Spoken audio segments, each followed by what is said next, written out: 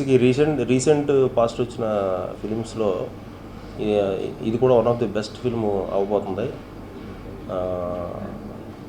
ఒక ఎంటర్టైన్మెంట్ ఉంటూ ఒక ఫ్యామిలీస్లో ఉన్న ఒక వాల్యుబుల్ కంటెంట్ని డిస్కస్ చేసే ప్రయత్నం జరిగింది. సో ఏదనుకుని అయితే ఈ ఫిలిం మొదలుపెట్టామో దాన్ని 100% అచీవ్ చేసాం. ఒక లవ్ స్టోరీ లానే స్టార్ట్ అవుతుందండి. బట్ అంటే ఫైనల్గా వచ్చేసరికి అంటే రెగ్యులర్గా ప్రతి ఫ్యామిలీలో ప్రతి రిలేషన్ మధ్య ఉండే చిన్న చిన్న డిస్టర్బెన్సెస్ అవి అంటే కనిపిస్తూ దానికి సొల్యూషన్ ఒకటి చెప్పడం జరిగింది ఈ కథలో. అల్లు శిరీష్ని నేను ట్రాన్స్ఫార్మ్ చేశాననే కంటే తన కష్టం ఎక్కువ ఉంది బాగా. తను కనిపించే విధానం కానీ తను తీసుకున్న కేర్ కానీ 100% తను కూడా ఇండస్ట్రీలో ఒక సక్సెస్ఫుల్ హీరోగా ఈ సినిమాతో నిలదొక్కుంటాడండి 100%.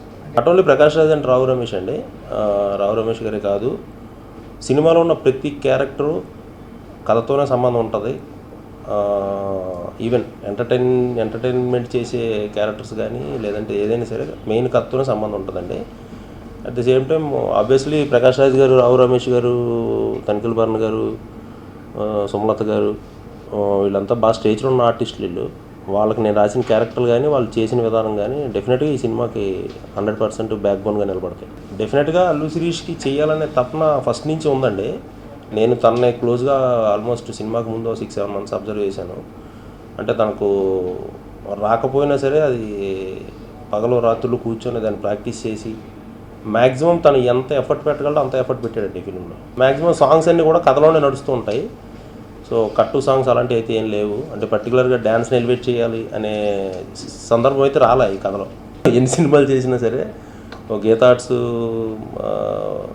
చేయడం అనేది డెఫినెట్గా it's a privilege to me. అంటే ఇక్కడున్న అంటే ప్రతి ఒక్కళ్ళు నాకు బాగా కోఆపరేట్ చేశారు. ఇంకా అరవింద్ గారు, వాసు గారు ఇలా గురించి మనం చెప్పాల్సిన పని లేదు. నాకంటే అంటే ఎవ్రీ డే ఏం జరుగుతుంది ఏంటి, ఇంక నీకేం కావాలి, ఇంకెక్కడన్నా ఏమైనా షూట్ చేస్తావా ఏంటి, సో అలా ఆల్మోస్ట్ ఒక బిడ్డని ఎలా సాకుతారో ఈ సినిమాని అందరం అలా ఫీల్ అయ్యే చేసామండి. టీజర్ రెస్పాన్స్ చాలా అద్భుతంగా ఉందండి. అంటే తెలిసిన వాళ్ళందరూ ఫోన్ చేసి చెప్పారు చాలా బాగుంది ఇదని.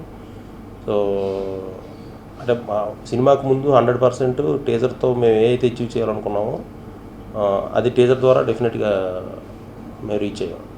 Heroine Lavanya she is wonderful actress అండి. అంటే మనం ఆల్రెడీ తను చూసాం మన 4-5 సినిమాల్లో. ఈ సినిమాలో ఎస్పెషల్లీ తన క్యారెక్టర్ తను చేసిన పర్ఫార్మెన్స్ కానీ 100% సినిమాకి ప్లస్ అవుద్ది, తనకి ప్లస్ అవుద్ది.